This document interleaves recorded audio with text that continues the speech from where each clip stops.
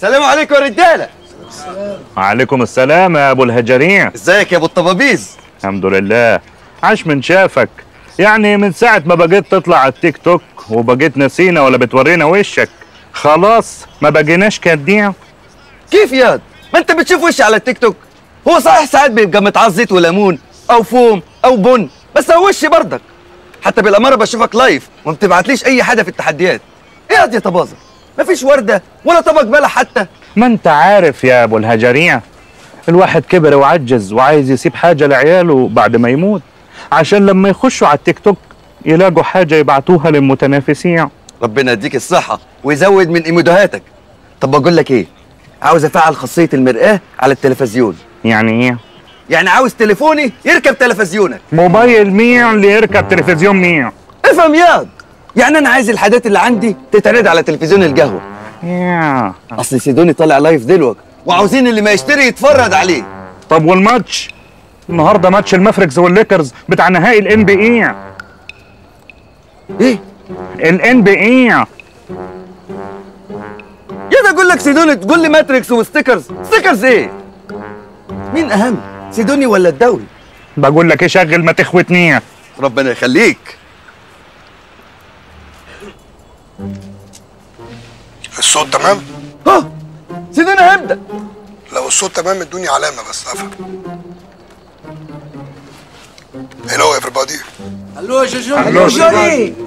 بالنسبة للناس اللي تعرفني اكيد مستغربين انا ليه بعمل فيديو بقالي فترة طويلة قوي بعيد عن السوشيال ميديا. بس اللي ما تعرفوش هو انا ليه اصلا سبت السوشيال ميديا فترة طويلة.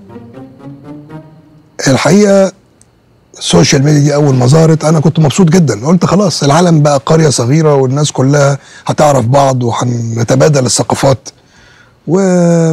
والدنيا هتاخد شلوت لقدام، هنتطور في كل حاجة لان الناس كلها هتساعد بعض. ولقيت العكس خالص.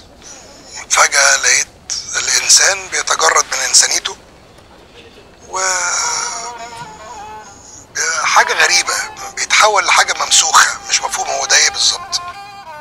المحتوى التافه والوقح بقى بيضرب، بيبقى ترند وعليه تفاعل قد كده.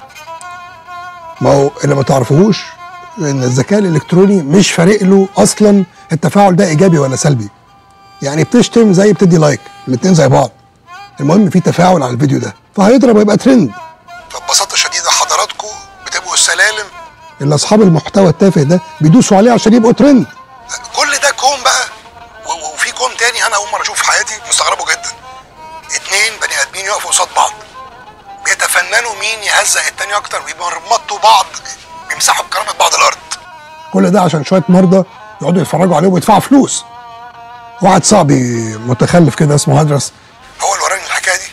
ايوه يا ابو الهجرين. هو نفسه. ايوه يا هجرس. ربنا يخليك ربنا يخليكوا يا جماعه. اسمك طلع في التي. اصل سيدوني دي اصيل عمره ما ينساني حتى في اللايف بتاعه. للاسف هم فاهمين ان موضوع الترند ده هيدوم.